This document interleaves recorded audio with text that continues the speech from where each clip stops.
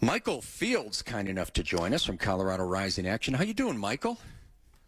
Good. How are you doing? Well, I am living the dream, my friend. So I know you live this stuff, and you've been right in the middle of CC, and I'm worried, and I'm the ultimate optimist, But I look at that incredibly deceptive language of CC, and it worries me. Because folks who aren't dialed in, I mean, it's like, hey, free puppies and rainbows, a Ferrari in every garage. You won't have to pay for it. So where do you think things stand right now? Yeah, language is scary and it's so deceptive. But the last polling that I saw is a dead heat, basically tied right now. And so, every vote is going to matter. Turnout is low right now. It'll pick up over the weekend some. But compared to presidential years, when 72% of the people vote in these kind of elections, only, 33 or 35% of the people do. And so every vote that your listeners can help go get is going to be a big one. I think this is going to be a nail biter. Well, as my mother always told us, the difference between a dead heat and dead meat is a handful of votes. Actually, I just made that up. But she would have said it if she thought of it. But, man, my mom was so brilliant. She took on, Michael, and I don't mean to digress, but my mom, housewife, south side of Chicago, then southwest side, brilliant woman, raising us 5 banshees. She took on Mayor Daley and his machine in a race, and I've never seen anything so courageous. Obviously, didn't work out that great, but the fact that she would take on the machine was so impressive. Yeah. So, well, I grew up in Chicago, so we're going to have to talk about that at some point. Cool. Were you involved in politics back there? Not much. Yeah. More in college in Indiana, and then came out here, for the last 10 years. But obviously the mayor, the Daleys were huge, and Mayor Daley was mayor at the time, the son. And so, yeah, very interesting. Chicago politics is like nothing else. But yeah, I want to talk about that with you at some point. But it's fun to compare to Colorado because I've seen a little bit of Chicago politics every now and then in Colorado. Normally, I think it's kinder and gentler here, but now you've got the Democrats who not only have this smart infrastructure, they've got all this money, so they're able to take what I think is a center to center right state and then have it behaved like it's a solid blue state. So how do you break that pain cycle? I think, supporting Tabor is a big part of it, the overreach that the legislature has been doing. I mean, growing up in Illinois, that's why I love Tabor so much, is watching what happened in Illinois over the last decade or more, where people are leaving the state, 100,000 net people a year are leaving there. They have the worst credit rating in the country. I think people that come from other states really see what can happen and how these, policies really impact things. And so I'm scared to see if this legislature continues to run oil and gas out, to, try to find ways to raise taxes and call them fees and everything else that they're doing. I'm worried that we're going to turn into a Connecticut or an Illinois. And so I think part of it is winning something like this, using it as momentum, into the future, and say we have to put everything back under Tabor, and that includes fees that are just taxes. And so I think going to the ballot again and saying, you know what, if something's a $100 million fee, it's got to go to the vote of the people. So I really want to work on that in the upcoming years here. But I think part of it is getting the momentum of at least blocking, this proposal, them trying to reach for more money and grow government even more. And Michael, do me a favor, for the folks who may not be dialed into CC yet, a quick summary of what it is and why it's bad. Yeah, so basically what they're doing is taking our Tabor tax refunds permanently. And the Tabor tax refunds are everything over population plus inflation. So that's the cap that we have, that government can grow. And it grows over $1 billion every year. But that money gets refunded to us if it goes above that. And so it's about $1.7 billion projected for the next 3 years that would come back to taxpayers that the government wants to keep and spend. And they say it's going to go to transportation and education.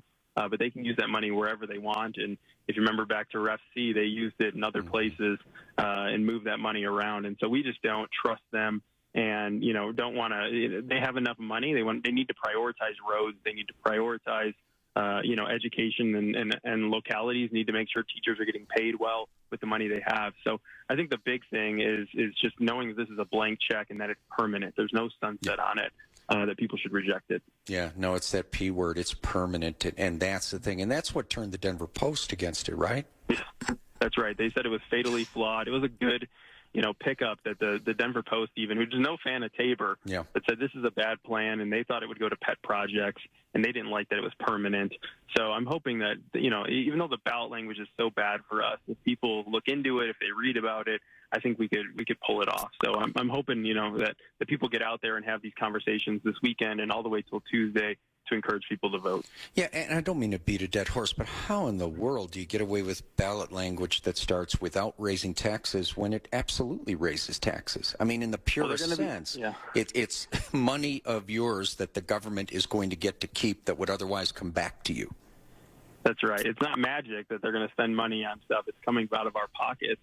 I think it is biased. I really think there has to be a reform to that system that just allows the legislature to put whatever they want on the ballot. And I think both sides should agree that whoever's in charge, you don't want the other side just making up ballot language. It should be a fair process, and people should be clear on what is going on. And in every article you read, they explain it and say, they want to take your Tabor tax refunds forever. Why couldn't they put that in the ballot language? Like, every article has to point it out on what it really means, because they were trying to hide the ball. So I'm hoping the Coloradans push back on that and say, look, you were trying to trick us. We know what's going on. We're going to vote no. And then we're going to reform that system where you can't just put whatever you want on the ballot. Okay. Well, now, Michael, you are one of the smartest political guys I know. So I always try to come up with something out of left field for you. And this is it for today. My pet theory is that Michael Bennet is working for somebody. That the reason Michael Bennet is still in this presidential race, and the reason Michael Bennet is out there hammering Elizabeth Warren and Joe Biden, is that Michael Bennet is working for somebody. Now, my belief, I can never prove it, is that he's working for the Clintons, that he's working for Hillary Clinton and helping to try to get the field to the point where she could re-enter. And I know that would defy some history, where there was a lot of Clinton animosity toward Bennet because he had backed Obama over Clinton. Right. But right. I think this is a makeup move, and I think Michael Bennet's out there working for Hillary Clinton. What do you think of that theory? And if he is working for somebody, who do you think he's working for? Because he's sure as hell not going to be the nominee. He's not going to be the vice president. What's his end game? I watched this stuff pretty closely, but I literally had to Google today to make sure he was still in the race, because I just forgot that he was still running. When you don't make the debate stage, you kind of get forgotten.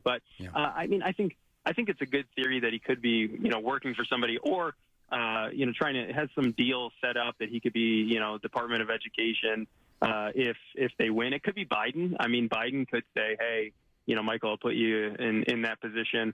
I'm less inclined to think that Hillary's going to jump back in as you are. With the field in such disarray, anything's possible. But I think, I think he's on the list of certain people for Department of Education at least. And, it's not going to be Warren or Bernie, but it could be Biden. Yeah, it's so interesting to me because, listen, I understand the dance, and somebody gets into the race and they're a no-hoper, but they hang around hoping to get race profile for a cabinet post. But normally that formula does not include going out and pounding on the front runner. And he was pounding on Biden when Biden was the front runner. He's pounding on Warren now that she's the front runner. So that seems to be a funny route to take to a cabinet post. That's why I'm thinking that there's a bigger plan at work here. Or it could just be ego. It could just be that's the only way he can get on TV anywhere is if he's out hammering the front runner in his own party. Yeah, I think that could be the case, that gets you attention. It gets you, and I think part of it is a few times that he has gotten some attention. He was attacking Ted Cruz the first time, but some of these moments with I think it was Bernie early on in the debates, that was the only formula for him getting attention. But it also could be, look, if it's Biden, go and attack people, and then I'll give you a position. Like, I don't know. It's always hard to know on these things, but I can't believe he's still in the race for no reason at all. Yeah, no, it's fascinating to me. But again, with me, it all starts with the rock-solid belief that Hillary Clinton wants into this race. She still wants to be president, and if there's any way she can get back in, she's going to do it. So We'll find out together, my friend. Hey, good luck Tuesday night. I know you and Colorado Rising Action have worked your tails off to defeat CC. I certainly hope you succeed, and then let's talk again Wednesday. Sounds good. Thanks, Dan. Thanks, man. Take care. Michael Fields, Colorado Rising Action. Glad you're here.